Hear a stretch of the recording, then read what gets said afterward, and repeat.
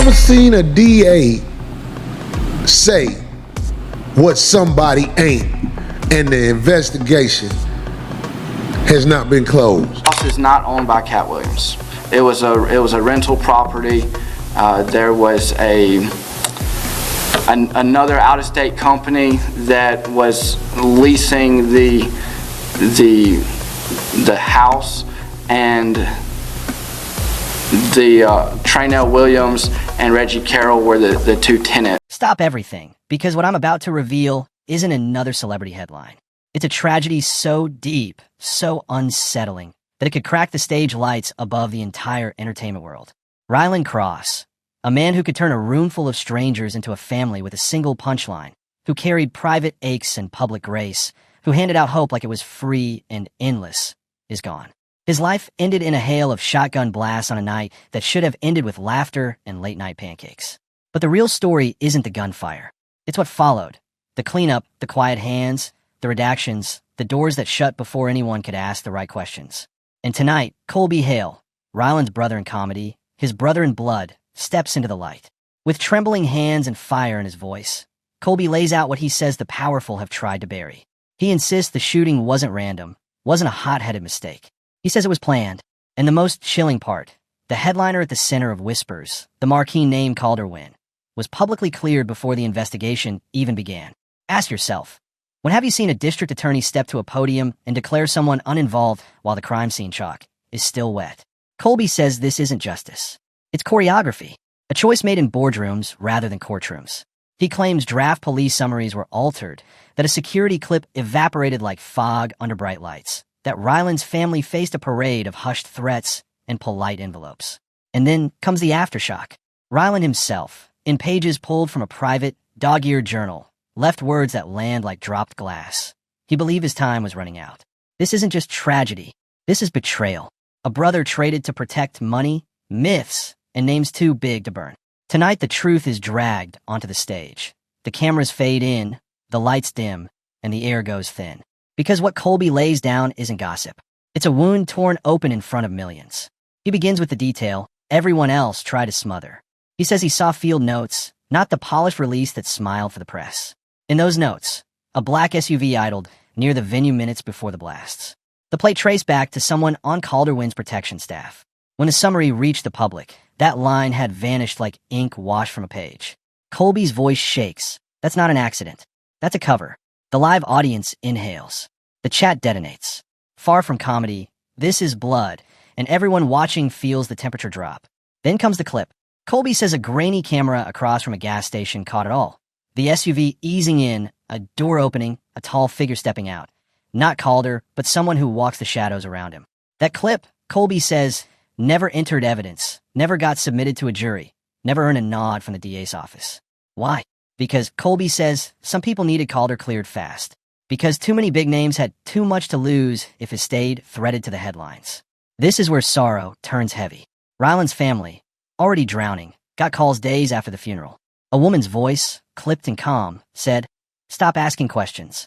Stop talking to reporters, or you lose more than Ryland." Ryland's sister, Colby says, broke in front of him, hands shaking around a phone that suddenly weighed 1,000 pounds. The family noticed cars that didn't belong on their street. Men who looked without looking. That kind of silence isn't empty. It's enforced. But the worst cut is Ryland's handwriting. In his final days, the pressure pressed in, footsteps doubled behind him, and he wrote a sentence that haunts. "If anything happens to me, just know it came from inside." The words don't read like panic. They read like recognition. And while the family begged for daylight, a district attorney stood at a podium, face set, and declared the one thing that stunned the city. Calder Wynn was not involved. No crossfire of questions, no adversarial testing, just a statement for the cameras. Colby's palm hits the table. When have you seen that? When has anyone been publicly laundered before the evidence is even inventoried? This isn't justice, he says. This is theater. But his accusation isn't about one man. It's about the scaffolding. Colby says emails leaked from inside show pressure from above. One note allegedly read, orders from the top. Clear Calder quickly. Too many names will burn if he stalls. If any of this is true, Ryland's death wasn't only murder. It was sacrifice. A life traded so reputations wouldn't catch fire. And Colby isn't done. He says clubs that once begged for Ryland's draw are staging tributes, that somehow can't find the family's address. They're selling his shadow while the people who love him are left with empty chairs and bills. Colby's voice goes thin and hard. He's not just a friend. He's a brother split open.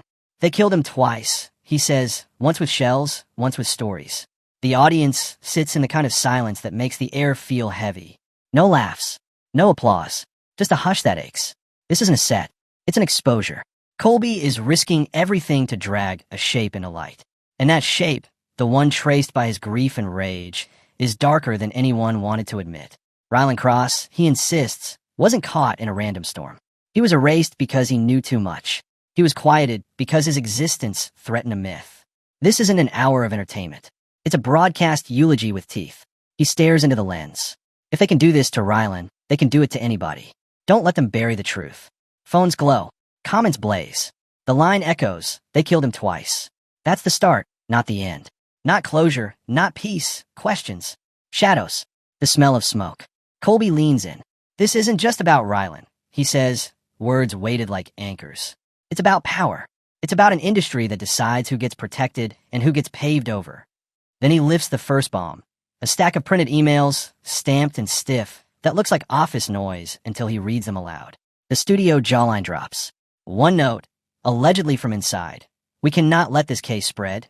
Too many links, too much exposure. Clear Calder immediately. Delay the arraignment. Push random act narrative. Colby lays the stack down like it's hot metal. Do you understand what that implies? They knew. From day one. And instead of investigating, they insulated. The tension hums like a live wire. Viewers grip their devices. This isn't rumor swapping. It's an allegation that the roof bent to cover the star. It gets darker. Colby says a frightened insider whispered that another suspect's name was listed early, tied to both Calder and Ryland, then quietly erased. Not just a clearing of one, but a scrubbing of the slate. The sorrow deepens with Ryland's mother's confession. She tells Colby a man in a suit approached outside the hospital days after her son died. No name offered. No condolences. Just a sentence delivered like an ultimatum. Take the settlement. Stop asking. Walk away. She collapsed into Colby's arms, whispering, "They want me to sell my child's soul." Meanwhile, the media carousel spun. Watch how fast the headline changed, Colby says.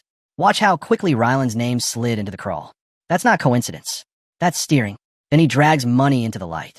He claims ledger lines and routing slips show funds moving from entertainment entities through shells that look like static until you ask what silence costs. The implication lands hard. Someone paid to keep mouths closed. They bought the quiet, Colby says. They try to buy mine. I'm not selling. His fury rattles the room. Ryland was my brother. I won't watch his memory get laundered to protect men in polished shoes. But the worst part blooms slow. Ryland had been warning friends. He whispered that he felt followed, that contracts were pushed across tables, contracts that would chain him to powerful names, contracts he refused. One friend remembers Ryland's voice going small. If I don't play their game, I'll never play again. Then Colby drops the line that chills the spine. Ryland's last text to a confidant, for words that ring like a bell tolling in fog. They already chose me. The studio gasps. The feed floods. Who chose him? Why? Colby's answer is a sigh that sounds like a door shutting. Because he became disposable. He knew too much, and he wouldn't bend. In this world, if you won't bend, you break. Colby's voice trembles, then turns to flame. But they didn't just kill Ryland, he says. They staged it. They turned his death into a distraction while they cleared their golden boy. Betrayal stacks. A friend dead, a family threatened, a system redirected, and a name that walked away, smiling while the questions piled higher than any podium. Colby says it isn't over. There's more. Recordings, documents, voices inside the walls ready to risk their livelihoods for the truth. If I vanish, he warns, if my mic goes dead, remember, it wasn't an accident. The screen flickers black, then returns to him, silent, tears cutting tracks. They killed him twice, he whispers. And now they're coming for anyone who refuses quiet. The story swells. The moment Colby's broadcast hits the net, the feeds ignite. Hashtags climb. Hashtag Justice for Ryland. Hashtag Colby reveals. Hashtag cleared too soon. Whispers turn to thunder. Millions demand answers. And the walls, once untouchable, start to show cracks. Mainstream outlets scramble. Unverified claims, online speculation, viral hysteria. But footage of Colby's shaking hands and raw grief refuses to be sanded down. People stop buying the corporate script. Then a leak no one can ignore. A video posted in a dim corner, mirrored everywhere within minutes. It appears to show a closed-door huddle, a senior official, and 2 entertainment power brokers. The audio is muffled but plain enough. If he falls, we fall. Clear him. Make the rest disappear. The internet erupts. This isn't rumor anymore. It feels like confession. Colby returns, voice hoarse but unbroken. Hear that, he asks. That's the devil dealing in daylight. They cleared him to cover themselves. And Rylan, he was the cost. The line cracks like thunder. Rylan's family, long muzzled by fear and pressure, steps forward. His sister, voice shaking but steady, faces the lens. They try to buy us. They try to scare us. No mother, no sister, no brother should bury a loved one and watch the truth get buried. 2. Colby's telling the truth. My brother's blood is crying out. The world leans in. Celebrities share the clip, some careful, some bold. The hush breaks. But the brighter the light, the longer the shadows. Colby says threats follow him now. Numbers he doesn't recognize. Cars idling half a block down. A figure lingering at the end of shows. He looks straight into the camera. If I disappear, remember, this is bigger than one man. They don't want truth. They want obedience. Then the final shock. Rylan's missing phone. Long labeled, never recovered. Turns up, handed to Colby by a terrified insider. On it, voice notes. Rylan's own words. He speaks of meetings, pressure, betrayals. His voice cracks with fear. They gave me 2 options. Sign or die. I think they mean it. The feed goes cold for a breath.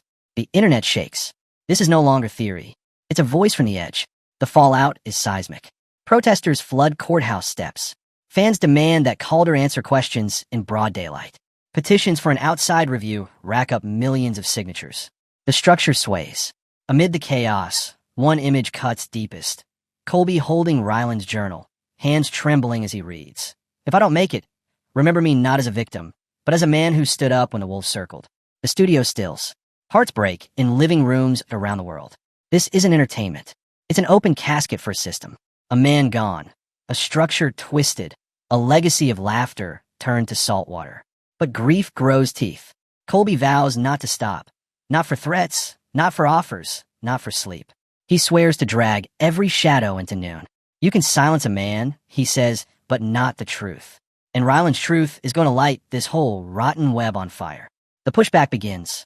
An attorney, face of resolve, steps onto the morning shows, calling Colby reckless, hungry for clicks, a saboteur of due process. A glossy magazine drops a profile, branding Rylan troubled, retrofitting old jokes into pseudo-confessions, blurring the line between stage persona and private man. Colby watches jaw tight. They're rewriting him, he says. They're doing it in real time while we watch. He brings forward character witnesses instead. Club owners who never missed a payout when Rylan headlined and bartenders who saw him stay late to help roll cable. A sound tech who swears Rylan tipped the crew before he counted his own check. A driver who remembers Rylan insisting they stopped to buy blankets for people sleeping under an overpass after a winter gig. That was Rylan, Colby says. A man who turned jokes into blankets. Next, Colby revisits the night itself. Not for gore, but for sequence. Rylan finished a set a little after midnight. He hugged the new opener backstage, told him timing would come, not to rush the silence. The laughs live in the quiet, he said. He signed a poster for a couple celebrating their 10th anniversary. He rolled a signature where the marker squeaked, adding a sketch of a crooked heart. He left through the side door, the kind clubs used to keep the sidewalk from crowding. A neighbor heard the shots, not frantic but spaced, deliberate. The SUV on the camera matches the timestamp to the minute. That's not chaos, Colby says. That's cadence. He maps the streets around the venue like veins on a palm. There are 3 ways out without hitting a light. Someone knew that. We're told to believe it was random, he says, and that belief relies on us never looking at a map. There's a man whose windows look out over the block. He tells Colby he saw the SUV 3 nights running before the tragedy, idling at odd hours, always with the same tall figure lit by the bluish wash of a phone screen. He filed nothing. Who files about a parked car? But after Rylan died, the site gnawed at him. He tried calling a tip line. He says he held for 28 minutes, then gave up. What happens to truth on hold? Colby asks. It gets tired. It goes to bed. It forgets to call back. He plays a snippet of a voicemail he received late one night, a voice trembling. If I talk, they'll take my job. I have kids. Colby lets the silence sit. We build a world that punishes truth-tellers, he says. Then we act surprised when truth shows up late. He walks through the how of the redactions, not to dazzle, but to demystify.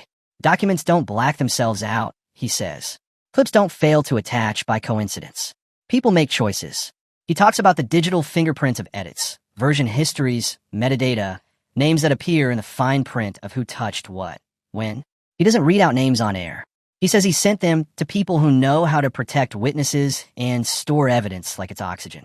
That's how you beat a spin cycle, he says. You air dry the truth. You hang it where everyone can see. He's not naive about risk. He describes walking to his car with a friend on the phone, letting the conversation run on speaker, leaving the camera app open, streaming to a private link. Paranoia is a tax, he says. Some of us are paying it now. In the middle of the broadcast, Colby plays a longer voice note from Ryland's phone. It's quiet at first. Murmur of a hotel air conditioner, the soft thud of someone pacing in socked feet. Ryland's voice enters low. He talks about pressure to sign with a new management circle, about a meeting where laughter felt expensive, about a contract slid across the table like a trap disguised as an offer. It says partnership, Ryland whispers, but the math says ownership. They want my future jokes, my past jokes, the jokes I haven't met yet. There's a tired chuckle that doesn't sound like him. He describes a ride home where the driver didn't take the route he asked for. We looped twice, Ryland says. I told myself it was traffic. Maybe it was. He pauses.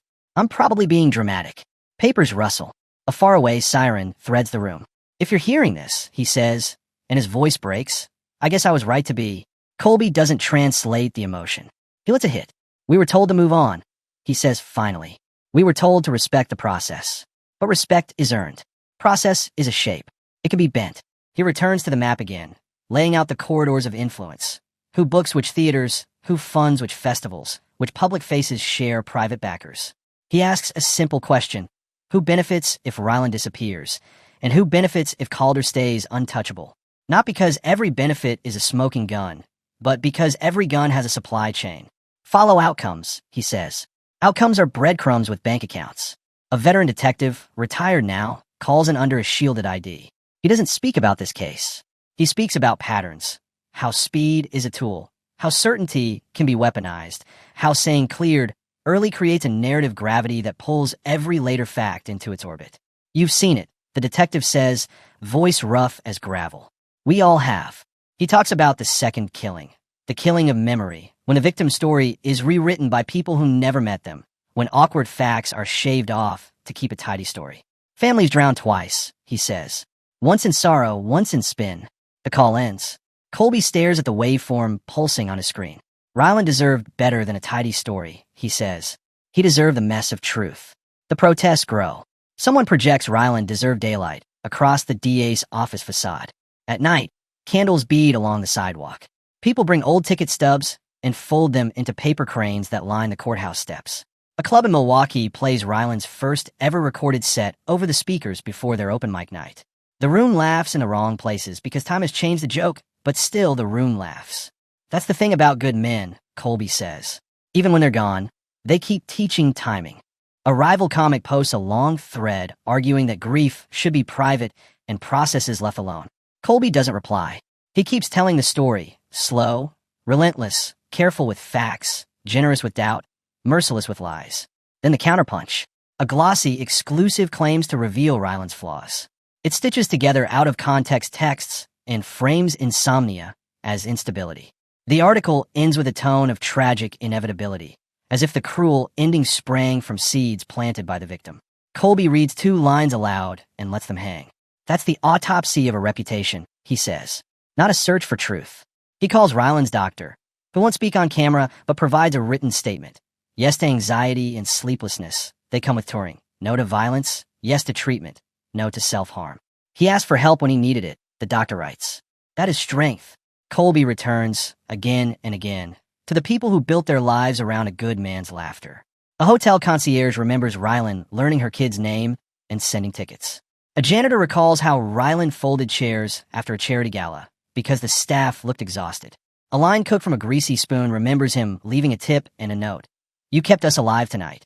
It would be easy to paint Ryland as a saint, but Colby refuses to sand off the edges. He tells the story of a time Ryland bombed in Tulsa, how he snapped at a stagehand, then found the kid afterward to apologize and sit in the back row while the kid did his first 5 minutes. He showed up for people, Colby says, which is why we're showing up now. Weeks in, the investigation that declared itself complete announces a review of procedure. The phrase lands like a stale cracker. Colby ignores the bait. He brings out a timeline instead. The night before the shooting, the idling SUV. 3 calls from a block number to a phone registered to a shell firm that also appears in the routing slips. A metal door propped open with a cinder block because the backstage handle stuck. 3 witnesses confirm. A stuck door is a small thing, he says, until it isn't. He draws a line from the door to the alley to the shadows to the cadence of shots. He won't say who he thinks pulled the trigger. He says the smallest things, when stood shoulder to shoulder, can become a giant. That's what truth is, he says. Little things holding hands until they're impossible to ignore. He speaks directly to the people who don't want to pick a side. Neutrality feels tidy, he says. But when a story is being buried, neutrality is a shovel. He asks the audience to do small, stubborn things, to keep Ryland's name in their mouths, to write to the officials whose inboxes count voices, to refuse the easy, cynical shrug. Cynicism is cheap courage, he says. We need the expensive kind. He thanks the moderators who keep the message board from rotting, the quiet whistleblowers who send documents at 3 a.m., the Andes who make coffee for candlelight vigils. Movements are built from 1,000 small spines, he says. Yours matters. And finally, he returns to Ryland's journal, to the entry that begins like a poem and ends like a dare. If I don't make it, Ryland wrote, remember me not as a victim, but as a man who stood up when the wolves circled. Remember the way a room changes when truth walks in. If they bury me, dig me out with laughter. If they close the doors, kick them open with love. Colby's voice catches. He reads the last line 3 times, slower each pass, like a bell struck in a valley. Don't let me die small. The studio is a hell breath. On the screen, faces from vigils, some laughing at old clips, some crying, some just standing still, crossfade in a slow river. Colby leans toward the lens, eyes rimmed red, but burning steady. They killed him twice, he says, voice low, but they won't bury him again. Not while we can speak. Not while we can ask the questions they hope time will erase. Not while we can carry his name like a lantern. He doesn't shout. He doesn't need to. This isn't about vengeance, he says. It's about daylight. It's about making sure the next Ryland isn't told to sign or die. It's about telling every person who ever whispered, I'm scared into a motel pillow, that we heard them. The final moments aren't grand. They're stubborn. Colby lists the case file numbers for public records requests, not because he expects everyone to file them, but because someone will. He spells the names of watchdog groups that teach ordinary people how to track money and influence without losing their minds. He posts a P.O. box for the family fund, rent, therapy, groceries, banal, necessary love. He asks the audience for one more thing. Tell a story about Ryland that isn't about how he died, he says. Tell it to a kid. Tell it to a stranger. Tell it to yourself. Make it loud enough that the walls learn our chorus. That's how we win. Not with one hammer blow, but with a billion taps that no one can sleep through. And then he leans close, as if the camera were a friend's shoulder. So now the question isn't what happened to Ryland Cross, he says. It's how many more will be traded before the truth finally breaks the dam. Because this isn't just Ryland's story. It's every voice that was quieted, every dream stolen, every family pinned under the weight of no comment. They thought money could buy silence. They thought fear could erase facts. They thought a grave could swallow a narrative. He shakes his head. They were wrong. The screen dims, but the words hang. We are not done. A pause that feels like a heartbeat. We are just beginning. The outro is not an anthem, so much as a vow. The musicians who wrote jingles for Ryland's podcast remix his laugh into a soft rhythm that runs under the credits. Names flutter by. Not the powerful, not tonight, but the quiet. The kid who scanned the voice notes into a secure archive. The neighbor who called back after a month because conscience doesn't keep a clock. The janitor who kept the vigil candles from setting the steps ablaze. Colby's voice returns for a last, steady sentence. Don't let his name wash away, he says. Don't let his truth die in the edit. Keep asking. Keep showing up. Keep holding hands, little truths. Grow giant. Make daylight. The feed cuts to black. But the room you're sitting in, wherever you are, feels different now. Not because the pain is gone, but because the light is on. And in that light, small things are already beginning to hold hands.